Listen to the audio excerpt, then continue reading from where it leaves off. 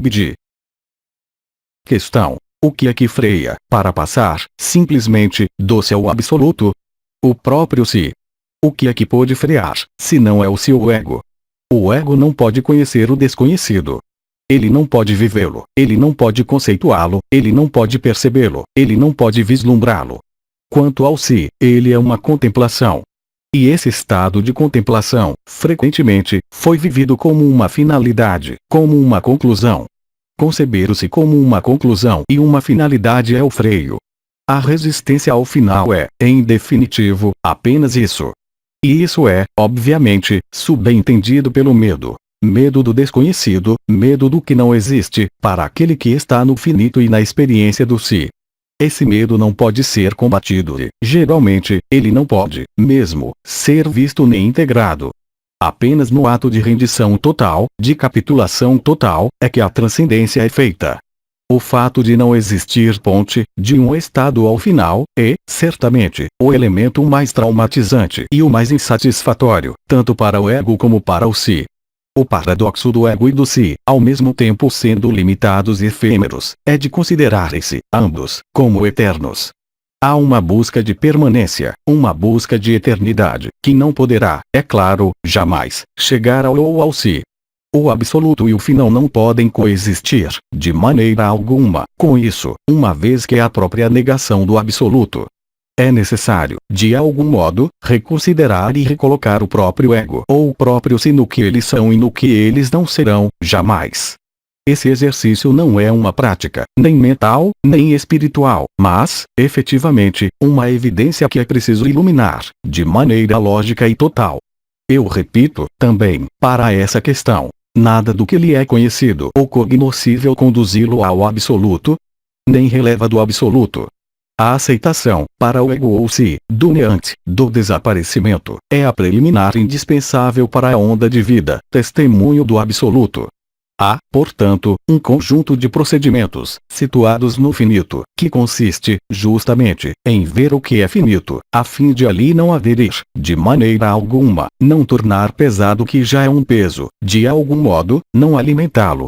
Geralmente, por essa forma de investigação extremamente lógica, na qual vocês definem, por si mesmos, o que lhes é cognoscível ou o que lhes é conhecido, essa investigação conduzirá, necessária e muito logicamente, ao ponto de basculamento. E, portanto, o absoluto revelar-se-á a vocês.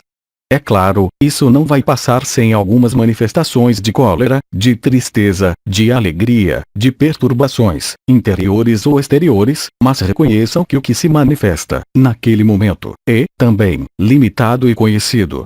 Lembre-se, e lembre-se, de que não há objetivo, de que não há, mesmo, caminho. Há apenas a verdade, nua, sem apoio, sem amarra, sem outra coisa que não si mesmo. A verdade, não condicionada, não condicionante. O absoluto, do ponto de vista da imagem que pode dar-se dele o ego ou si, é amor e luz, e vibração. Amor, luz e vibração são o que aparece no ego, que revela o si. Mas tudo isso se tornará supérfluo, mesmo se é vivido, e deverá ser considerado como tal. Mesmo os processos os mais violentos da própria consciência, como o despertar do canal do éter ou Kundalini, em definitivo e no final, representam apenas um espetáculo, apenas uma representação, apenas uma ilusão a mais. Restará a vocês, então, reencontrar-se, no não ser, na não consciência, no que vocês podem nomear, do ponto de vista do ego, o neante, que se revelará absoluto e final. Mas não há caminho algum, objetivo algum. Só o se crê nisso, só o se estruturou certo número de ensinamentos. O absoluto não conhece qualquer ensinamento, qualquer confinamento, qualquer limite, qualquer possibilidade de estrutura. Mesmo a forma desse corpo é vivida pelo que ela é, uma ilusão efêmera e, no entanto, aceita. Mas vista tal como ela é. A liberdade não tem preço, e não é um preço. A liberdade não é, tampouco, um estado. O absoluto é a única liberdade, para além de um estado, para além de uma etapa. Examinem tudo que é limitante, tudo que é condição. Examinem tudo que é relação e, mesmo, comunicação. Examinem o que vocês nomeiam amor e luz, do lado da pessoa ou do si, e refutem tudo isso. O absoluto não está ali. Mas o amor e a luz são, é claro, e obviamente, a tradução do absoluto, aqui e alures, mas não o amor e a luz vistos pela pessoa, ou vistos pelo si, mas, efetivamente, na essência e na própria natureza do que é o absoluto. Nada a compreender, nada a apreender, nada que possa ter-se, porque, por essência, efêmero. Saiam de toda ideia, de toda bagagem espiritual, deixem-nas onde elas estão, no seu ou na personalidade. Vocês têm que ser o não ser, apenas isso. Naquele momento, naquele instante, o basculamento far-se-á, sem qualquer participação de sua parte. Porque é o tempo. Questão. Eu tenho consciência de que o mental mantém o ego em perfusão e, quando esse mental retira-se, é o sono que se instala ou um estado de semiconsciência. O casamento místico é facilitado por esse estado de sono. Sim. A partir do instante em que lhe parece afundar ou partir no que você nomeia sono, você jamais esteve tão próximo do absoluto, porque o sono é, de algum modo, no limitado, o desaparecimento do mundo e o desaparecimento do consciente. Mas um sono no qual não existiria sonho. O sono é, portanto, a manifestação, no limitado, de uma forma próxima ou sem forma, do absoluto. Tudo que reduz o mental, tudo que não luta contra ele, mas o faz ver sua própria presunção, é útil. Mas não façam disso uma finalidade. A meditação é apenas destinada a ser o observador de seu próprio mental, fazendo-os tomar uma forma de distância em relação a ele. Isso, obviamente, não basta para o absoluto, mas poderia fazer parte das condições prévias para que o absoluto revele-se a vocês. Se o mental desaparece, sem sono, total inteiramente, então, a onda de vida nasce. O medo, as dúvidas que estão inscritos no complexo emocional e mental manifestar-se-ão, mas, devido, mesmo, ao adormecimento do mental e da consciência, isso poderá ser vivido muito mais fácil e simplesmente. É importante que as questões que vocês se colocam, ou que me colocaram, tenham uma resposta. Não, eu repito, para satisfazer qualquer ego, mas, efetivamente, para restituí-los à lucidez e à estupidez de vocês mesmos, porque nada há de mais estúpido do que algo ou uma consciência que se crê bem-sucedida no limitado. A consciência tem necessidade de limites. A consciência, mesmo dita ilimitada, não separativa, da realização, conhece seu próprio limite, por seu desaparecimento e sua própria inscrição no corpo.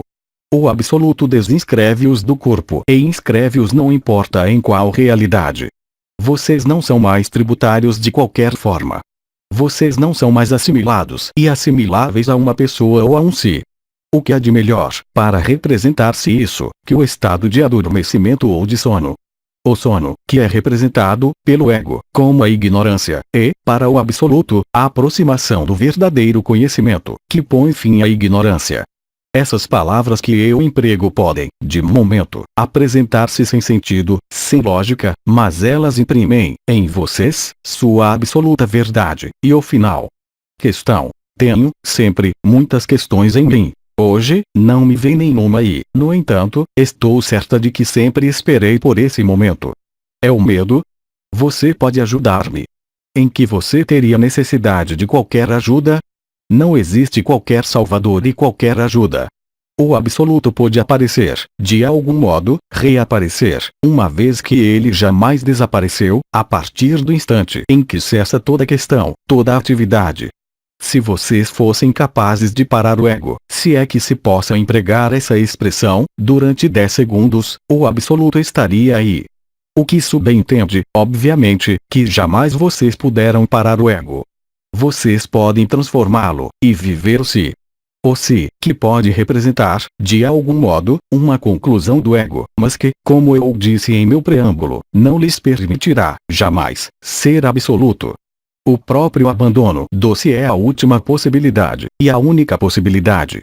No próprio abandono do si há o basculamento, há o absoluto que os encontra. É necessário, portanto, passar do eu sou, ou do si, ao não eu sou e ao não si. Se não há questão é que resta, em você, a única questão. Eu tenho medo? A ausência de questão, é claro, no ego e na pessoa, não é o fim do questionamento, mas, bem mais, a dificuldade de colocar-se a última questão, que é aquela de seu próprio desaparecimento como ego ou como si. E isso se realiza sozinho, alcançando a crucificação e a ressurreição. É preciso, aí também, aquecer, do mesmo modo que, quando a forma toma fim, e isso é anunciado, vocês devem, também, passar por algumas etapas. Apenas quando da última etapa, que é a aceitação, é que há, realmente, capitulação e rendição do ego e do si. E é naquele momento que a liberdade aparece, e que a liberação reaparece. Não há alternativa, não há outra possibilidade que não essa. Realizar o absoluto é, portanto, além de toda realização, além de toda conscientização é, portanto, transcender, do efêmero ao eterno, da forma ao sem forma, do limitado ao ilimitado. Não é, simplesmente, uma revolução, não é, unicamente, uma transformação, não é, tampouco, uma finalidade, mas o final. O final revela-se apenas quando todo o resto, tudo que é conhecido, tudo que lhes é conhecido como experiência, como, mesmo, conhecimento ou crença, resolve-se por si, no que o ego chama um neot. Esse algo não pode ser procurado porque, assim que ele é procurado, ele foge. Ele pode apenas ser encontrado na evidência de uma não procura, que põe fim à busca absurda do que é, além de toda projeção, de toda a consciência, de todo o mundo, de toda a história. Há, para quem está consciente, a possibilidade de viver isso como um abismo sem fim, o que foi nomeado o momento em que a onda de vida vem por fim às dúvidas e aos medos, inscritos no que são nomeados chakras. Mas não são vocês que o realizam, não são vocês que trabalham. É a onda de vida que trabalha, testemunho do absoluto e marcador do absoluto. É a partir do instante em que vocês aceitam não mais controlar, não mais dominar, não mais dirigir que a onda de vida e o absoluto tomam, de algum modo, o controle, a direção da vida. Vocês não podem fazer diferentemente. Vocês não podem pretender conhecer o que quer que seja disso. Há, através disso, um convite para vivê-lo. Esse convite para a transcendência é, muito exatamente, o que se produz em vocês. É necessário banir de seu vocabulário, como de toda a ação, a culpa, os limites, as condições e, é claro, as questões. E é aí que eu quero chegar, para você. Felizes os simples de espírito, porque a ausência de questões conduz a isso. Questão: porque não tenho qualquer pergunta a fazer. Então, escute seu próprio silêncio e, no espaço desse silêncio, no qual não existe qualquer questão e qualquer resposta, estabelece-se o que é nomeado de coração a coração, bem além da localização de seu coração e de meu coração, que é um coração como centro. Espaço e tempo em que se estabelece a verdade, para além do ego e da pessoa, para além do si. Espaço de silêncio no qual não existe qualquer reivindicação e qualquer justificação. Nesse momento, pode acontecer o que deve acontecer. Agora ou depois, na perspectiva temporal do ego, inscreve-se, em seu coração e em meu centro, o silêncio, a ausência de questão e o abrasamento de seus sentidos que o conduzem à sua essência e à natureza. Silêncio. A questão pode ser considerada como a ausência de silêncio.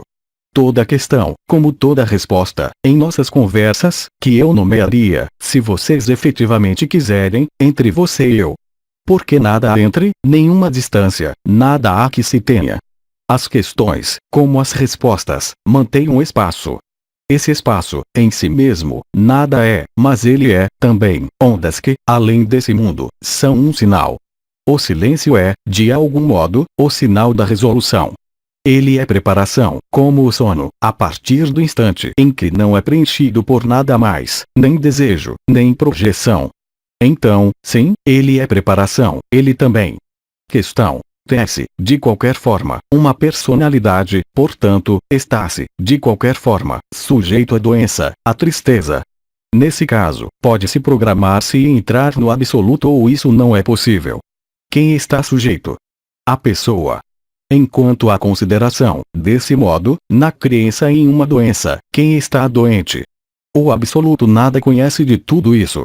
Enquanto a consciência atribui crédito a qualquer perturbação da pessoa, nomeada doença, alegria ou dor, vocês consideram, portanto, e essa pessoa considera, que ela é inscrita numa linearidade, nada pode representar um obstáculo ao absoluto, a não ser si mesmo.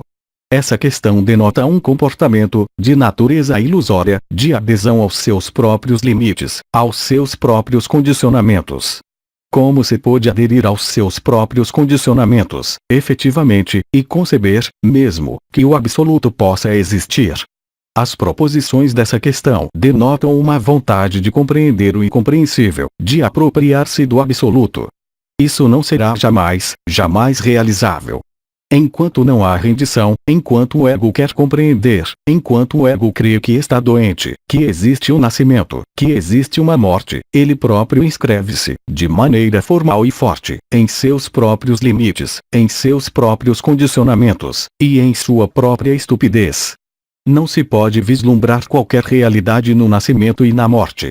Não se pode vislumbrar qualquer densidade na doença e no sofrimento, a não ser colocando-se, a si mesmo, em seus próprios limites e reforçando-os, si mesmo, ou seja, fechando a porta duas vezes. Não há lugar algum para o absoluto nisso. A prisão está fechada. Crer que o que é efêmero, como uma pessoa, em suas alegrias, como em suas dores, na doença, como na morte, vai poder liberar-se disso, é a estupidez mais total. Só o ego é estúpido. Querer resolver, querer sair da prisão permanecendo na prisão é, verdadeiramente, ilógico.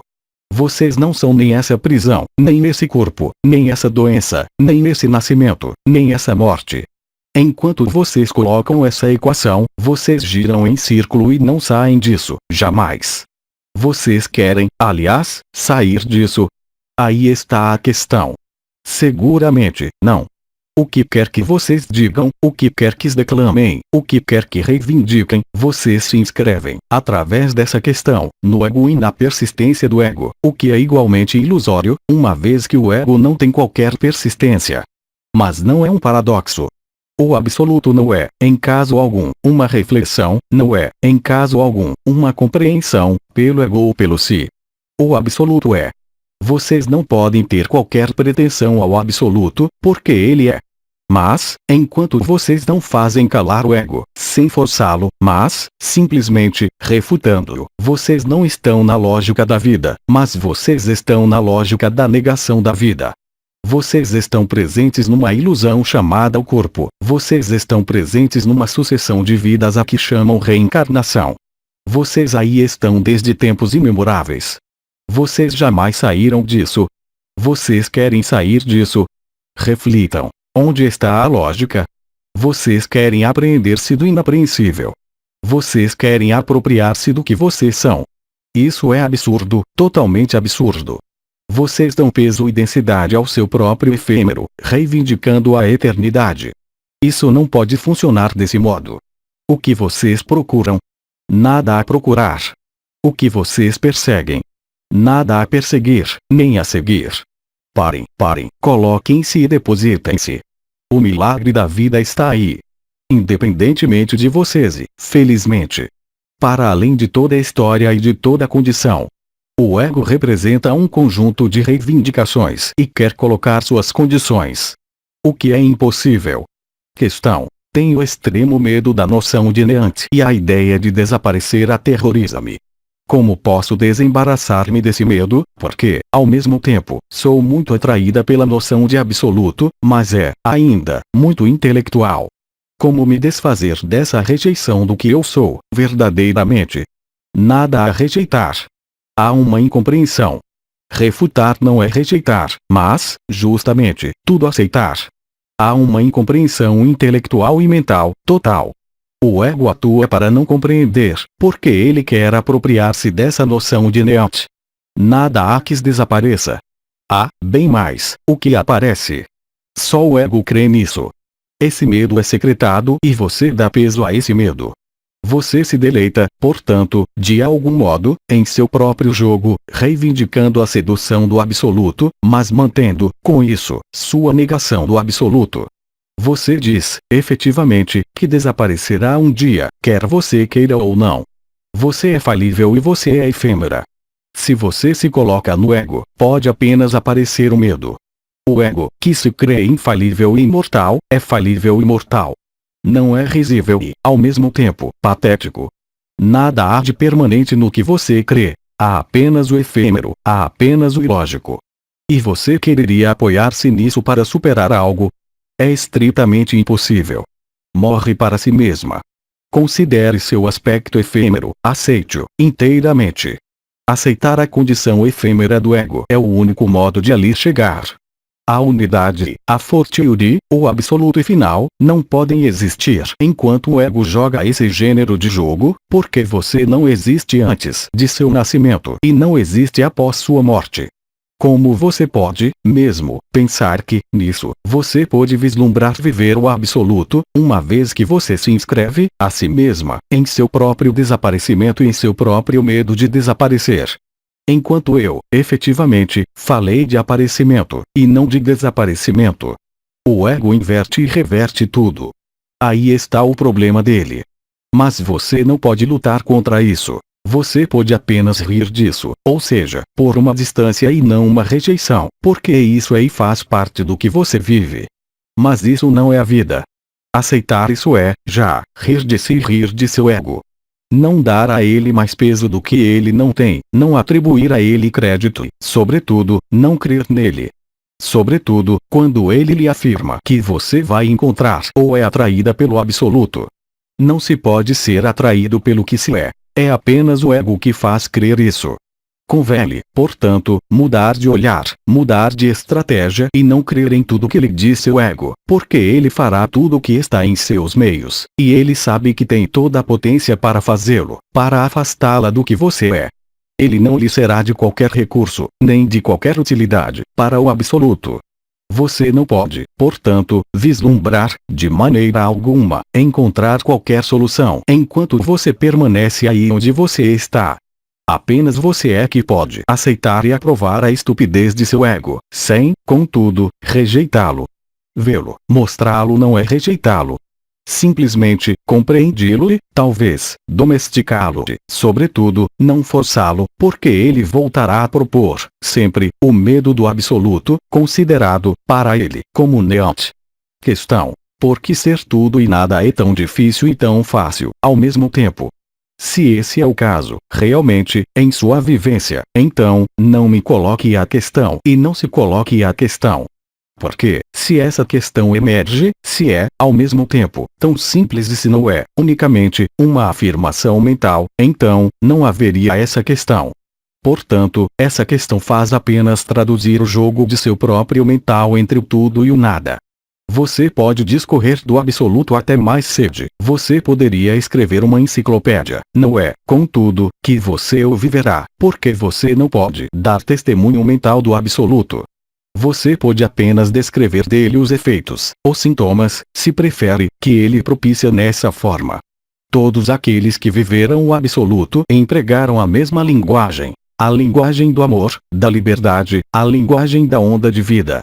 Colocar a questão do tudo e do nada, que é tão simples e tão difícil, é apenas uma forma de aceitação ou de acepção mental de uma interrogação que continua nesse nível. Isso é simples, mas torna-se extremamente complicado, assim que o mental mistura-se nisso, porque ele se misturará, necessariamente, em seus próprios raciocínios e não poderá, jamais, sair disso, porque o absoluto não é raciocínio algum, ele é apenas lógico e simples. É lógico e simples que o que lhe permite, mesmo, exprimir-se é, efetivamente, esse corpo, essa língua, essa boca. Tem ela qualquer existência além do nascimento e de sua morte? Reflita nisso. Será que você poderia colocar essa pergunta, estando morta? Qual questão poderia emergir do sono ou da morte? O tudo e o nada continuam conceito mental, que são as duas extremidades de seu próprio limite. O tudo não é o absoluto, caso contrário, ele se chamaria o tudo. Você assimila, de modo perigoso, o tudo e o nada, ao absoluto, porque isso agrada ao seu mental, que se abastece, assim, de um álibi de um pretexto de interrogação ao nível mental. Mas, enquanto você permanece nesse limite do tudo e do nada, é como se você continuasse no limite do bem e do mal. Essa equação é insolúvel no mundo da ação e da reação. Você não pode resolver essa equação ao nível em que você está situada. O bem e o mal, o tudo e o nada podem ser expressos através de noções filosóficas, morais ou outras, mas permanecem no interior do quadro. A personalidade apenas pode conhecer a personalidade. Ela pode dela descrever todas as engrenagens, todos os mecanismos, mas, conhecer os mecanismos e as engrenagens não permitirá, jamais, escapar do mecanismo e da engrenagem. Reflita nisso.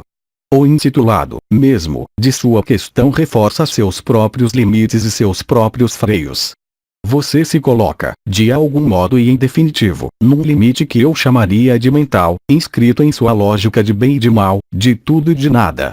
Esse mental espera dominar, controlar, reduzir, de algum modo, o absoluto ao próprio alcance dele. Mas, eu repito, não é seu mental que vai encontrar o absoluto, é o absoluto que vai dissolver seu mental, a partir do instante em que você aceitar capitular, ou seja, perder a cabeça. Aquele que tem medo da loucura faz apenas refletir sua própria loucura. Aquele que tem medo do vazio faz apenas refletir seu próprio vazio. É uma questão de projeção ou, se prefere, de fantasma, que apenas tem realidade na personalidade, que vem reforçar a personalidade. E isso é sem fim. Reflita nisso. Questão. Acontece-me, ainda, de ser desestabilizada após ter sido espontânea ou na simplicidade, constatando que a pessoa não me compreendeu ou compreendeu exatamente o inverso do que eu pensava ter exprimido. Eu perco, então, todos os meus meios, sigo cada vez menos claramente em minhas explicações, tomada pelo medo de passar por desacreditada. Eu continuo, apesar de tudo, a deixar-me ir à espontaneidade e à simplicidade. Depois de algum tempo, faço de modo a não mais justificar-me sobre o momento, mas depois. Como encontrar o que não funciona em meu modo de ser espontânea? Quem tem necessidade de ser justificado, no exterior de si? Quem quer ser compreendido, tal como se exprimiu? Você é responsável pelo que exprime, mas não é, de modo algum, responsável pelo que é compreendido. Enquanto você prende uma importância ao que é compreendido, você está numa projeção e, portanto, numa necessidade de aprovação ou numa necessidade de recompensa. O que é que, em você, tem necessidade de recompensa, de aprovação e de reconhecimento? O que é que, em você, é ferido pela ausência de reconhecimento, se não é o ego? O ego que tem necessidade de ser reconhecido como válido. Mas será que um ego pode validar outro ego, quer ele o tenha compreendido ou não? Enquanto você se mirar no olhar do outro, através de uma compreensão, o outro, que é apenas um ego, como você, nenhum ego pode tranquilizá-la, nem o seu, nem aquele de outro. Essa equação não pode ser resolvida, porque o ego estará, sempre, insatisfeito. Aí também, ele a faz crer que você pode chegar a uma perfeição. É impossível. E, de qualquer forma, efetivamente, haveria o sentimento de uma perfeição. Essa perfeição não a faria, de modo algum, sair de seu próprio ego. Isso o reforçaria porque, naquele momento, haveria reconhecimento, haveria recompensa e haveria afastamento do absoluto. Portanto, o como fazer para chegar a isso não é, certamente, um conselho que eu poderia dar-lhe. Mas, efetivamente, se eu posso dar-lhe um conselho, não se prenda mais a isso, porque você se fecha, a si mesma, numa relação, e essa relação é uma relação de distância. Há, através do que você coloca, a necessidade de reconhecimento, mas, além disso, a necessidade de ser reconhecida e, ainda além, a necessidade de empatia, que não será, jamais, a fusão do absoluto, e, ainda menos, a união mística. Enquanto você não tiver rejeitado, e eu falo, aí, de rejeição, e não de refutação, esse mecanismo de funcionamento, nem o si, nem o absoluto poderão aparecer. Você vislumbra a perfeição no conhecido. Nenhum conhecido pode ser perfeito, porque ele é efêmero. E a perfeição não pode pertencer, de modo algum, a um efêmero. Ela pode dar um sentimento, o sentimento de algo que foi realizado, perfeitamente, como numa relação, como o fato de ser compreendido no que foi exprimido. Eu lhe repito, você é responsável pelo que exprime, mas não é responsável pelo que é compreendido. Assim, você cria, você mesma, as próprias circunstâncias de sua própria ferida e, ao invés de fechar a ferida, você a reabre a cada vez. Eu esclareço, contudo, que o absoluto não se importa com esse jogo. Mas, enquanto você joga isso, através dessa necessidade de reconhecimento, dessa necessidade de ser reconhecida, você se coloca, incansavelmente, sob a esfera do ego, porque o absoluto não tem necessidade de ser reconhecido. Cabe a você saber qual jogo e qual partitura você pretende tocar. Mas você não pode pretender as duas partituras. Não pode existir qualquer absoluto numa relação verbal, numa relação afetiva.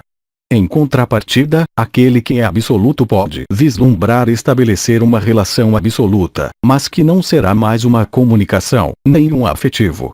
Mas entre essas duas consciências estabelecer-se-á, então, aí também, uma transcendência que se estabelece de coração a coração, de cabeça a cabeça, de quadril a quadril, de perna a perna, de corpo a corpo, até o ponto em que o outro se torna-se. Não é mais uma relação, não é mais uma comunicação, é uma união mística, que não condiz com qualquer julgamento, com qualquer necessidade de reconhecimento ou ser reconhecido e, sobretudo, com qualquer necessidade de justificação. É, portanto, urgente apreender que nada há a provar no exterior de si, do mesmo modo que nada há a encontrar em si, como no exterior de si. Que toda busca de provas é, como eu disse, apenas o reflexo de seus próprios medos de ser você mesma, independentemente do olhar do outro, independentemente da compreensão do outro. Existe, portanto, uma forma de dependência ao outro, porque você espera encontrar, no olhar do outro ou no assentimento do outro, o que é, estritamente, impossível e afasta-a de si mesma. Nada há, portanto, a querer resolver nessa questão que você coloca. Há apenas a ver claramente no que você coloca, e o que há, portanto, a depositar, para ser livre e encarar a liberdade. Não temos mais perguntas, agradecemos. Eu lhes agradeço, portanto, por nossas conversas, entre vocês e eu. Certamente, até muito em breve, de acordo com a fórmula consagrada. Outras Dimensões, 8 de abril de 2012. Tradução, Célia G. Mensagem atemporal.